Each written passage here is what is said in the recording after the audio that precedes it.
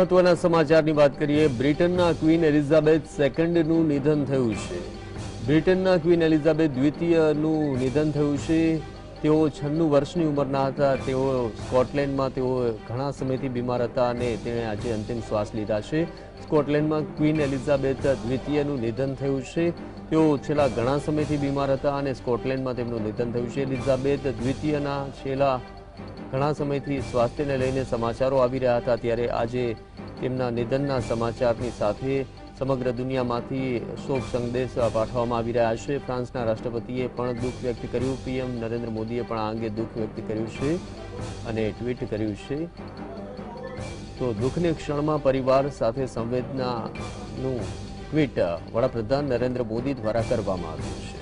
તો બ્રિટનના queen Elizabeth દ્વિતીયનું નિધન થતાં સમગ્ર દુનિયામાંથી શોક સંદેશ પાઠવવામાં આવી રહ્યા છે। ફ્રાન્સના રાષ્ટ્રપતિએ પણ ટ્વીટ કરી અને દુઃખ વ્યક્ત કર્યું। ભારતમાંથી વડાપ્રધાન નરેન્દ્ર મોદીએ પણ ટ્વીટ કરી અને સંવેદના પાઠવી છે। તો સ્કોટલેન્ડમાં ક્વીન એલિઝાબેથ દ્વિતીયનું નિધન થયું છે।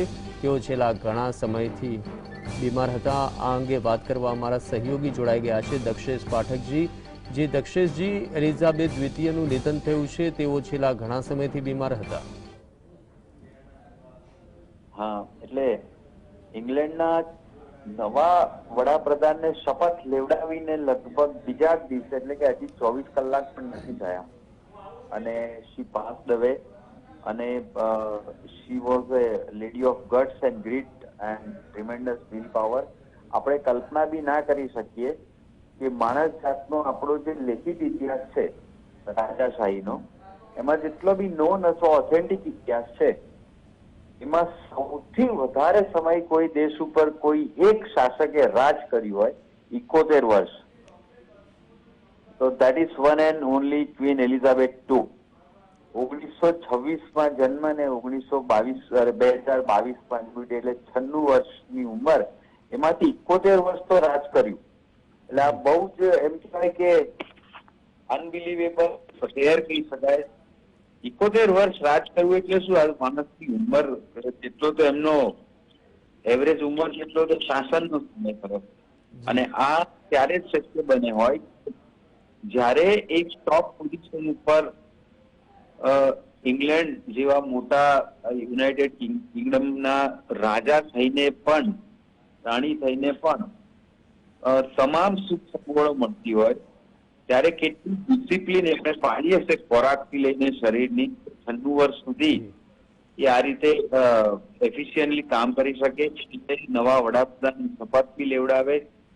એમના હસબન્ડ ડ્યુક ઓફ એડિનબર્ગ એટલે પ્રિન્સ ફિલિપ પણ 99 વર્ષ જીવ્યા હતા અને એમનો પ્રિન્સ ફિલિપનો જન્મ 1922, એમનું ડેથ બી 2022માં, થોડા જ સમય પહેલા થયા। એટલે અને એમની મેરિડ લાઈફ 1947 થી 2022, 21 સમજો ને, એટલે 73 વર્ષનું લગ્ન જીવન, 71 વર્ષનું શાસન, 96 વર્ષની ઉંમર, what else one would long for. અને એના કરતા પણ એમ કહી શકાય કે ઇંગ્લેન્ડના ઇતિહાસનો સૌથી ટોરીડ ટાઈમ, સૌથી ભયાનક ટાઈમ એમણે જોયો છે, સેકન્ડ વર્લ્ડ વોર। બસ એ જ અરસામાં ઇંગ્લેન્ડના રાણી તરીકે જ્યોર્જ VI પછી સત્તારૂઢ થયા અને સીધું વર્લ્ડ વોર II। ચર્ચિલને એમણે કન્સલ્ટ કરીને એક નેશનલ સ્પિરિટ જગાવવાનું જે કામ કર્યું હતું, ક્વીન એલિઝાબેથની જેટલી બી મોનાર્કીનો ઇતિહાસ છે દુનિયામાં કોઈ પણ કન્ટ્રીમાં, એમાં શી કમાન્ડેડ હાઈએસ્ટ રિસ્પેક્ટ। અને ખાસ કરીને 1980ના દશકામાં માર્ગારેટ થેચર જ્યારે ઇંગ્લેન્ડના વડાપ્રધાન હતા, ત્યારે એમની સાથે હાર્મનીથી રાણીએ જે રીતે, ઘણા દેશોમાં એવું થતું હોય છે, આપણે જોયું છે કે જ્યાં રાજાશાહી અને લોકશાહી બંને ત્યાં કોઈ એકબીજા ઉપર હાવી થઈ જવા અથવા તો કોની સત્તા પાવર વધારે કરવાની એક ખાનગી હોડ ચાલતી હોય છે, એમાં ઇંગ્લેન્ડ રાણી ક્યારેય પડ્યા નથી। એનું એક કારણ એમનું એજ્યુકેશન કલ્ચર અને એમનું family programme. Queen Elizabeth of Edinburgh તમે પણ ઘણીવાર ડ્યુક તો ઘણીવાર ફાઇનલમાંથી જોવા પહોંચી જતા હતા, પણ રાણી રેરલી ગયા છે. પણ એક કલા, સ્પોર્ટ ને કોઈ પણ પોઝિટિવ ક્રિએટિવ કે એજ્યુકેશન એક્ટિવિટીને ફંડિંગ મળવું જોઈએ, ટેલેન્ટને નર્ચર કરવી, એવું તેઓ સ્ટ્રોંગલી માનતા. ઇંગ્લેન્ડમાં ઘણા બધા રિવોલ્યુશનરી સુધારા આ 4 ક્ષેત્રોમાં રાણીએ જે તે વખતના વડાપ્રધાનો સાથે લઈને કરાવ્યા છે. મારા ખ્યાલથી if I am not wrong 24 વડાપ્રધાનોને એમણે શપથ લેવડાવ્યા છે. This is literally unbelievable. This is something amazing. અને એક એમ કહેવાય કે ઇંગ્લેન્ડનો એક જબરદસ્ત યુગ પૂરો થયો છે રાજાશાહીનો. અને હવે પ્રિન્સ ચાર્લ્સને માથા ઉપર મુગટ આવશે એ લગભગ નક્કી કહી શકાય, સિવાય કે કોઈ ઘરની અંદરના સંજોગો ઉભા ના થાય. પણ રાણી જેવું એફિશિયન્ટલી કમાન્ડિંગ ને તમામ રીતે એક સુચારું શાસન કેવી રીતે કરશે that we know. Queen Elizabeth II will be remembered forever for qualities.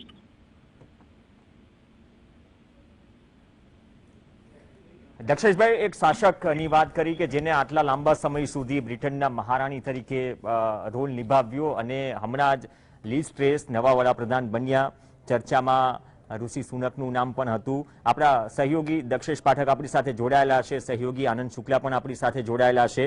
Anand Shukla, lease ટ્રસે પણ આજે ટ્વીટ કર્યું હતું કે બકિંગહામ પેલેસથી જે સમાચાર આવી રહ્યા છે તેના માટેની જે મારી લાગણી છે, અથવા તો તમામ બ્રિટન વાસીઓ, યુકે વાસીઓની જે લાગણી છે એ છે કે કેમ કે લાંબા સમયથી ક્વીન એલિઝાબેથ બીમાર હતા અને સમયાંતરે આ પ્રકારના સમાચાર પણ આવતા કે નાજુક સ્થિતિમાં છે, પણ અંતે એક મહિલા શાસક લાંબા સમય સુધી મહારાણી બન્યા બાદ આજે 96 વર્ષની વયે એલિઝાબેથ II નું નિધન થયું.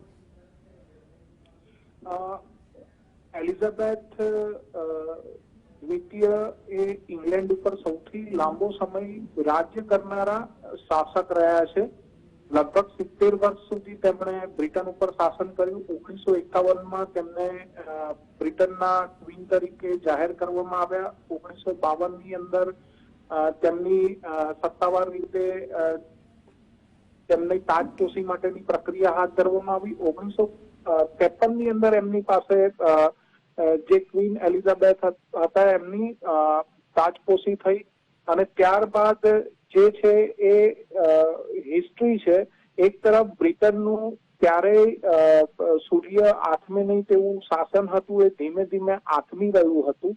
એ વખતે ક્વીન એલિઝાબેથ II એ બ્રિટનની સત્તામાં આવ્યા હતા અને એ વખતે જે ક્વીન એલિઝાબેથ II હતા એમની પાસે ઘણી અસીમિત સત્તાઓ હતી, પણ ધીમે ધીમે આ સત્તાઓ એ સીમિત થવા માંડી.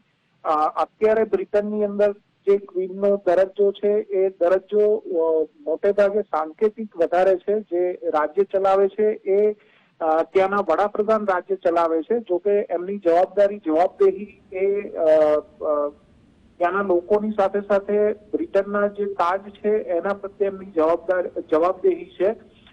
પરંતુ જે પ્રકારે 15 જેટલા વડાપ્રધાનો લીઝ ટ્રસ સાથે ના 15 જેટલા વડાપ્રધાનો હતા, એમાં સૌથી વધારે જો કોઈ વડાપ્રધાન સાથેનો તેમનો યાદગાર સમયગાળો હોય, સંઘર્ષપૂર્ણ સમયગાળો હોય, તો એ બ્રિટનના પહેલા મહિલા વડાપ્રધાન માર્ગારેટ થેચર સાથેનો જે સમયગાળો હતો એ સમયગાળો સૌથી વધારે યાદગાર અને મહત્વપૂર્ણ છે. એટલા માટે કે બ્રિટનના સૌથી પહેલા મહિલા મહારાણી અને બ્રિટનના સૌથી પહેલા મહિલા વડાપ્રધાન એ બંને વચ્ચે જે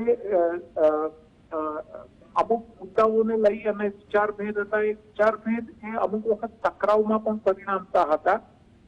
અને એક તરફ કોમનવેલ્થને વધારે મજબૂત કરવાની વાત હતી, તો બીજી તરફ થેચર એના માટે તૈયાર નહોતા. આફ્રિકાને લઈને પોલિસીનું મેટર હતી, એ મેટરને લઈને પણ બંને વચ્ચે બહુ મોટા મતભેદો હતા. આ સિવાય જો વાત કરીએ તો એલિઝાબેથ દ્વિતીય એ લગભગ 3 વખત ભારત આવ્યા હતા. પહેલી વખતે પ્રિન્સ ફિલિપ સાથે ભારત આવ્યા હતા 1961ની અંદર, અને એ વખતે એક યાદગાર પ્રસંગ ઘણા લોકો યાદ કરે છે હજુ પણ, અને એ પ્રસંગ એ છે કે જ્યારે તેઓ દિલ્હી એરપોર્ટ ઉપર પહોંચ્યા ત્યારે તત્કાલીન વડાપ્રધાન જવાહરલાલ નહેરુ, તત્કાલીન રાષ્ટ્રપતિ રાજેન્દ્ર પ્રસાદજી, તત્કાલીન ઉપરાષ્ટ્રપતિ સર્વપલ્લી રાધાકૃષ્ણન એ એરપોર્ટ ઉપર તેમનું સ્વાગત કરવા માટે પહોંચ્યા હતા. અહીંયાથી તેઓ ત્યારબાદ રાજઘાટ ગયા હતા. તો રાજઘાટ એ આપણે જાણીએ છીએ કે આપણા રાષ્ટ્રપિતા મહાત્મા ગાંધીજીની સમાધિ છે, અને બ્રિટન પાસેથી આઝાદી મેળવ્યા પછી ભારતને સૌથી મોટો જે ઝટકો લાગ્યો હતો એ મહાત્મા ગાંધીની હત્યા હતી. અને જે બ્રિટને આપણી ઉપર 250 વર્ષ રાજ્ય કર્યું હતું, એ બ્રિટનના મહારાણી ભારત આવ્યા અને રાજઘાટની અંદર એ મહાત્મા ગાંધીને શ્રદ્ધાંજલિ આપવા માટે જઈ રહ્યા હતા. ત્યારે તેમણે સૌથી પહેલું કામ એ કર્યું કે પોતાના સેન્ડલ એ રાજઘાટમાં પ્રવેશતી વખતે એમણે બહાર ઉતાર્યા, અને એમને જોઈ અને પ્રિન્સ ફિલિપે પણ પોતાના પગરખા એ બહાર ઉતાર્યા અને અંદર ગયા, અને એમણે મહાત્મા ગાંધીને શ્રદ્ધાંજલિ આપી હતી. ત્યાર પછી બીજી મુલાકાત 1983માં તેમણે ભારતની લીધી હતી, અને છેલ્લે 1997માં એલિઝાબેથ દ્વિતીય ભારત આવ્યા હતા. એટલે કુલ મળી અને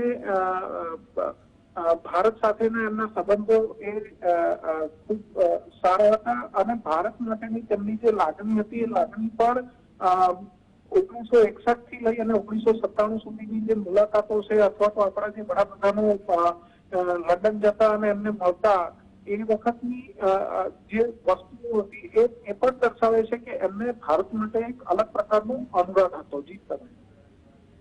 ઓકે, દક્ષેશભાઈ પણ આપણી સાથે જોડાયેલા છે, આનંદભાઈ જોડાયેલા છે.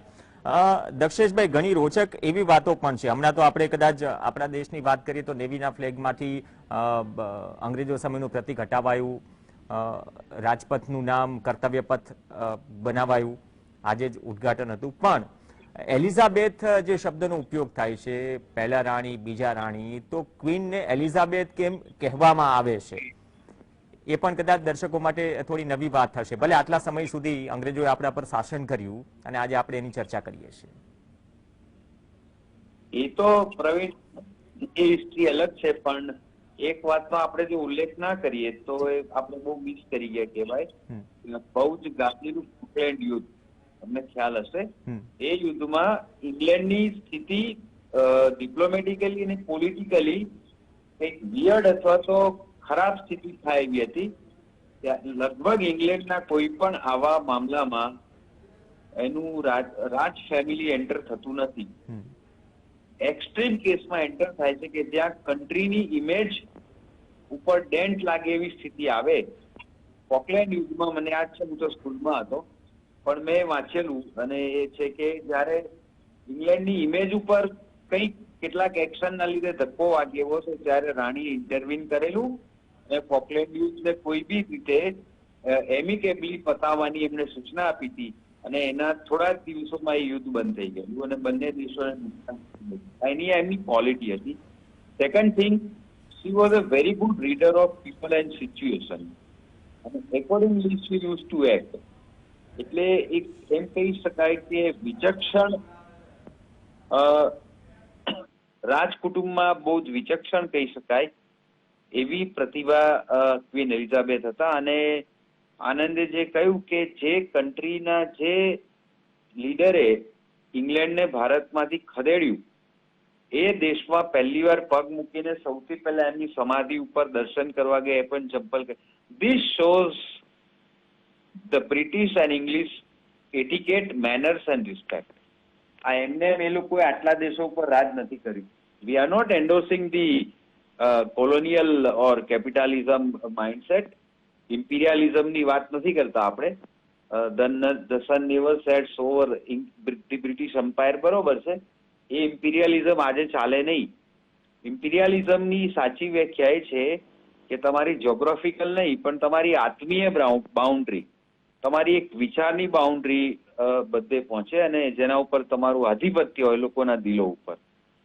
તો રાણીએ આટલો જબરજસ્ત પાવર હોવા છતાં ક્યારે પણ, અને ભલે ઇંગ્લેન્ડ મિલિટરી પાવરની દ્રષ્ટિએ દુનિયામાં ગમે તે નંબરે હોય, કે અમેરિકા, રશિયા, જર્મની, ચાઇના, પણ ઇંગ્લેન્ડ કોઈ પણ પોલિટિકલ બાબતમાં ઇન્ટરનેશનલ લેવલે શું માને છે એ સૌથી પાવરફુલ કન્ટ્રીઝ માટે બહુ જ મહત્વનું રહ્યું છે. અને કોઈ પણ મેજર એક્શન લેવાયા છે ત્યારે ઇંગ્લેન્ડ એનો બહુ મહત્વનો હિસ્સો રહ્યું છે. સેકન્ડ વર્લ્ડ વોરની જ વાત કરીએ તો ઇંગ્લેન્ડ અને બીજા કન્ટ્રીઓનો આટલો જબરદસ્ત સપોર્ટ ના હોત તો હિટલરની નાઝી મુવમેન્ટનો પરાજય ના થયો હોત. કે England is a big voice, અને એમાં પણ જયારે આવા કન્ટ્રીમાં આ પ્રકારના વિચક્ષણ રાજકુટુંબમાંથી રાણી હોય, મારા ખ્યાલથી England benefited A lot from her presence. પેલા એવું કહેવાતું હતું કે ઇંગ્લેન્ડમાં લોકશાહી છે, વડાપ્રધાનની જ સત્તા હોય છે, અને રાજકુટુંબ છે તો માત્ર ને માત્ર મહેલોમાં જલસા કરવા માટે એ ભાઈનું વજૂદ શું છે. રાણીએ કેટલી વાર બતાવ્યું કે અમારું વજૂદ શું છે. એ ખાસ કેસમાં જ કોઈ વાતમાં એન્ટર થાય, પણ એ એન્ટર થયા પછી એના સુખદ સમાધાન એમણે કેટલાય કેસોમાં ઇવન કન્ટ્રીઝ વચ્ચે પણ લાવ્યા છે. ધીસ શોઝ કે માત્ર એ કોઈ લક્ઝુરિયસ લાઈફ જીવનારા મહેલના રાણી નહોતા. She was lady of amicable solutions to the world. So she will be remembered always by all countries, by all races, by all religion, by all people forever. અને ફરીથી કહું છું કે એમણે જે કામ કર્યું છે પોલિટિકલ ક્ષેત્રે, કલાના સંવર્ધન ક્ષેત્રે, સ્પોર્ટ્સને પ્રમોશન ક્ષેત્રેથી લઈને ઇંગ્લેન્ડ અને યુરોપના ટોટલ વિકાસમાં, કદાચ ઇંગ્લેન્ડમાંથી જે કન્ટ્રી છૂટા પડ્યા એમાં એમની બહુ સંમતિ નહોતી, કારણ કે એ યુનિટીમાં માનતા હતા. એ કદાચ એનાથી દુઃખ થયું હશે, પણ ડેફિનેટલી બ્રેક્ઝિટમાંથી જે એક્ઝિટ થવાની જે વાત છે એમાં કદાચ એમની છુપી સંમતિ હોઈ શકે, કારણ કે ઇંગ્લેન્ડનું એક ઔરા અને લસ્ટર જે છે એ ઇંગ્લેન્ડમાં એક થોડીક એરિસ્ટોક્રેટિક માનસિકતા હજી છે કે અમે અમારું કલ્ચર ને અમારી સંસ્કૃતિ અને અમારી લાઈફસ્ટાઈલ અને અમારા વિચારો બીજા કરતા જુદા અને થોડા ઊંચા છે. એમાં કદાચ બ્રેક્ઝિટમાંથી ગયા, પણ જે રીતે બીજા ઇંગ્લેન્ડ, યુનાઇટેડ કિંગડમમાંથી જે બે કન્ટ્રી છૂટા પડવાનું આવ્યું, I don't think the Queen would have ever agreed on that. Anyway, she enjoyed, she gave the best of her life and career, not only to England, not only to Buckingham Palace, not only to her family. Even તમને કહું કે જ્યારે princess ડાયનાનો જે case બન્યો, જે રીતે accident થયો ને જે રીતે પ્રિન્સ ચાર્લ્સની છૂટા પડ્યા, એ ઘટનામાં પણ રાજકુટુંબની બદનામી થઈ. પછી એમના રાજકુટુંબની એક પૌત્રી ફર્ગીના લીધે પણ છબરડાઓના લીધે ત્યારે રાણીએ એમાં એ ઘટનાઓમાં વચ્ચે પડી અને એનું શક્ય એટલું સમાધાન થઈ શકે લોકોના મનમાં એવો પ્રયાસ કર્યો. She was basically a diplomatic lady, very intelligent. She will be remembered for ever. ચલો, ઘણી બાબતો માટે યાદ રખાશે અને ઇતિહાસ છે આટલા લાંબા વર્ષોનો.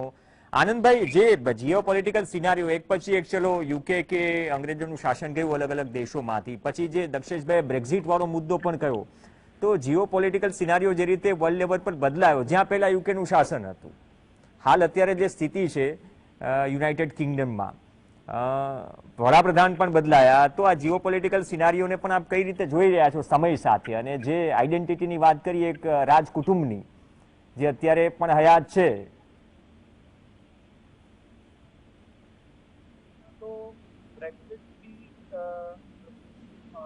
પહેલા બ્રિટનનું ઇન્ટરનલ પોલિટિક્સ બદલાવાની શરૂઆત થઈ, અને એ એવા સમયમાં બદલાવાની શરૂઆત થઈ કે જ્યારે વર્લ્ડ ઓર્ડરમાં પણ ચેન્જીસ આવી ગયા હતા. દુનિયાની અંદર એક તરફ જે લેફ્ટ લિબરલ હતા એ પોલિટિક્સની અંદર સાઈડમાં ઠકેલાઈ રહ્યા હતા, જેમ કે અમેરિકામાં ડોનાલ્ડ ટ્રમ્પનું ચૂંટાવું, કે ભારતની અંદર બીજેપી નું પાવર સુધી પહોંચવું, અથવા તો ફ્રાન્સની અંદર પણ એક રીતે દક્ષિણ પંથનો ખૂબ મોટા પ્રમાણમાં પ્રભાવ જોવા મળવો, જર્મનીની અંદર પણ જે મર્કેલ હતા એ મર્કેલની પાર્ટીની સ્થિતિ એ નબળી પડવી, આવા સમયની અંદર બોરિસ જોન્સન કે જે કટ્ટર દક્ષિણપંથી ગણાતા હતા એ સત્તા ઉપર આવી. એટલે દુનિયાની અંદર જે રાજકારણ છે, રાજકારણનો ધ્રુવ એ ડાબેરી તરફથી જમણેરી તરફ જઈ રહ્યો હતો અને આવા સંજોગોની અંદર જે પ્રકારે દક્ષેશભાઈએ કહ્યું કે બ્રેક્ઝિટ માંથી ઇંગ્લેન્ડ ના મહારાણી હતા, એમની પણ છૂટી સંમતિ હોઈ શકે. તો આવા સંજોગોની અંદર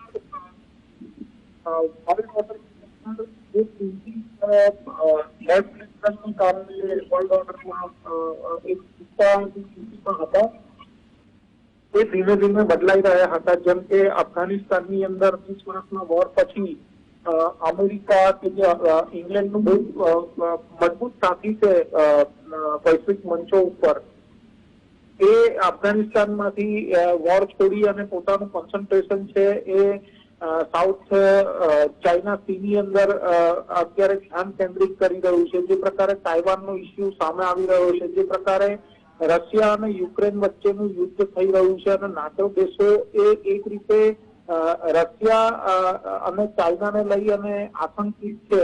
આવા સંજોગોની અંદર અમેરિકાએ પણ પોતાની જે પોલિસી છે ડિફેન્સને લઈને એની અંદર ઘણા મોટા ફેરફારો કર્યા છે. આપણે લીઝ ટ્રસ્ટની વાત કરીએ તો એમણે પણ બ્રિટન એ ન્યુક્લિયર પાવર છે અને એ પોતાના પાવરનો ઉપયોગ કરી શકે છે એ પ્રકારના સંકેતો પણ વડાપ્રધાન બનતા પહેલા આપી દીધા છે. એટલે બ્રિટન એ વર્લ્ડ પાવર છે અને એ વર્લ્ડ પાવર તરીકે ફરીથી આ જે વર્લ્ડ ઓર્ડર સેટ કરવાની ગેમ છે એમની અંદર આવી શકે છે. આ પ્રકારના સંકેતો પણ બ્રિટનના શાસકો છેલ્લા ઘણા સમયથી આપી રહ્યા છે. થેરેસા મે હોય અથવા તો બોરિસ જોન્સન હોય અથવા તો છેલ્લે લીઝ ટ્રસ જે સત્તા ઉપર આવે છે એ હોય. એટલે કુલ મળીને તમે જુઓ તો બોરિસ જોન્સને તો મારા ખ્યાલથી રશિયાને પણ એક વખત આ પ્રકારની ચીમકી આપી દીધેલી હતી. એટલે વર્લ્ડ ઓર્ડર જે સેટ થવાના છે એની અંદર અમેરિકાનો તો મેજર રોલ ઓબ્વિયસ રહેવાનો છે, પણ એની પાછળ જે બેકિંગ હશે બેકિંગ બ્રિટન અને ફ્રાન્સ જેવા યુરોપિયન કન્ટ્રીનું પણ હશે. અને આવા સંજોગોની અંદર એલિઝાબેથ દ્વિતીય જે ખૂબ મજબૂતાઈથી ત્યાંના વડાપ્રધાનોની સાથે જોવા મળતા હતા એ હવે નહીં દેખાય અને એમના સ્થાને કદાચ એમના પુત્ર પ્રિન્સ ચાર્લ્સ કે નવા કિંગ તરીકે એમની તાજપોશી થવાની છે.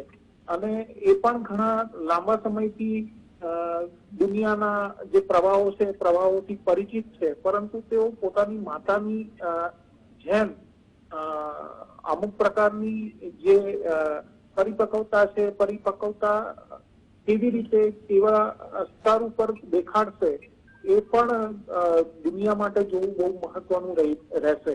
પણ નિશ્ચિતપણે બ્રિટનનું પોલિટિક્સ બદલાયું છે, સાથે સાથે વર્લ્ડ ઓર્ડર પણ ચેન્જ થઈ રહ્યા છે. એમાં બ્રિટન પોતાની એક નવી ભૂમિકા પણ શોધી રહ્યું છે અને એ કદાચ લીઝ ટ્રસ્ટના નેતૃત્વમાં તેમને આગળ જતા મળે તેવી પૂરી સંભાવના છે. પણ તેમની સાથે હવે એલિઝાબેથ દ્વિતીય ક્વીન એલિઝાબેથ દ્વિતીય હવે એમની સાથે નથી. તે પણ બ્રિટનને બહુ મોટી ખોટ અત્યારે દેખાશે. ઓકે, ધન્યવાદ અમારા બંને સહયોગી આનંદભાઈ શુક્લા અને દક્ષેશભાઈ પાઠક જોડાયા અને આ મુદ્દે વાત કરી. દુઃખની ક્ષણમાં પરિવાર સાથે સંવેદના પીએમ મોદીથી લઈને વિશ્વભરમાંથી સંવેદનાઓ વ્યક્ત થઈ રહી છે, કેમ કે લાંબા સમયથી એલિઝાબેથ દ્વિતીય બીમાર હતા. એલિઝા એલેક્ઝાન્ડર બેરી, જેમનો જન્મ 21 એપ્રિલ 1926ના દિવસે થયો અને 70 વર્ષ 7 મહિના સુધી તેઓ રાણી રહ્યા અને ગાદી પર રહ્યા.